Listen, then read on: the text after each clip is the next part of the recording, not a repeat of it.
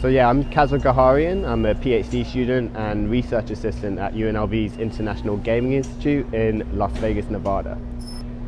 Yeah, so why have we formed the Payments Research Collaborative?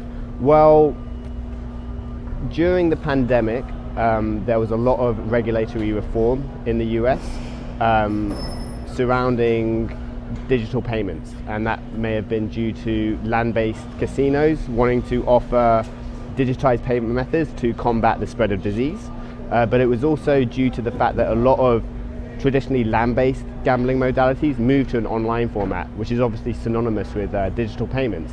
Now this regulatory reform has happened despite a clear understanding of what the impacts are of digital and cashless payment methods. So really what we want to do is try and understand what these impacts are, and more specifically, do they potentially harm the consumer in terms of gambling related harms. So the impact of this work at the Payments Research Collaborative, we really want to try and see if customers' payment transaction data can be used to identify potentially harmful behavior. Now, a lot of research has been done on gambling specific behavior, so how much people bet, how often they bet, but we don't really know how payment data like deposits and withdrawals can be used for that same question. And it would be useful, right? Because if we can use payment data for that, it may be applied more broadly across different game types, because it is kind of separate from betting behavior. How will the industry benefit from our work? So as I alluded to before, I think it's really important for the industry to understand how digital payments and cashless payments are impacting gamblers' behavior. We know from general consumer behavior that digital payment methods and card payments, they have a kind of unconscious impact on consumers' behavior. They tend to spend more if they use a credit card versus cash, or if they simply tap their mobile phone, they'll just kind of unconsciously spend more. Can the same be said for gambling? We don't know. So we hope we can analyze this data and kind of uncover those findings. We also hope that we can maybe use this data to identify vulnerable populations so that stakeholders can intervene at appropriate times and protect consumers from future harms. In a perfect world, how would our work be implemented and how quickly? Well, how I see it implemented is that given that this is payments data, it can kind of be analyzed and observed independent from game-specific gambling behavior. So if we do find what we're trying to find, it could be applied very broadly across gambling operators, but also it could also be applied to financial institutions who have data about customers' payments at various levels and their gambling behavior. So it could almost potentially bring those institutions into the game of responsible gambling and consumer protection in the gambling industry.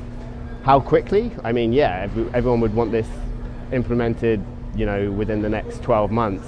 But we are an independent research institution. We like to do things properly and transparently.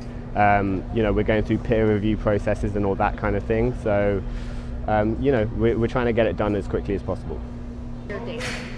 Are there any dangers to this work in terms of using AI and player data?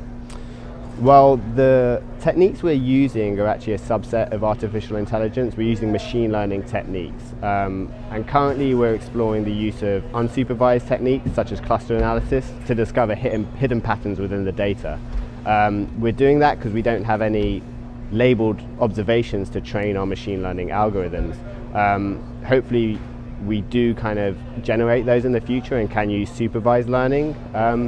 But right now we're just exploring unsupervised techniques. In terms of the dangers of these techniques, it has been argued to be kind of a black box at times where the output isn't really human readable. So I guess that's a danger, because you want to be able to understand the output, because without an understanding of the output, we're not going to be able to sufficiently implement tools and practices that can actually help the consumers. So I'd say that's probably the biggest danger. How has the pandemic influenced our work? Well, it's influenced me quite nicely because I was actually on a different research trajectory pre-pandemic, but the pandemic put a stop to that. And I fell into this research, which has been great because I think it's a really big question for the industry right now, how digitization of payments is affecting consumers and how can it be used for consumer protection efforts. Now, in terms of how the pandemic's affected our research, obviously we're going to have to account for, the consumer behavior change that happened during the pandemic.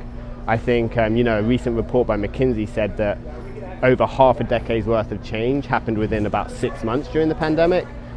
So those types of seismic behavior changes, we're going to have to account for that in our modeling, as with everyone is, I assume. Any final thoughts? Well, I hope this is a first step in terms of getting our research out there. And I really hope that people are interested in our work, and if they are, I'd be really happy to speak to them about collaborating.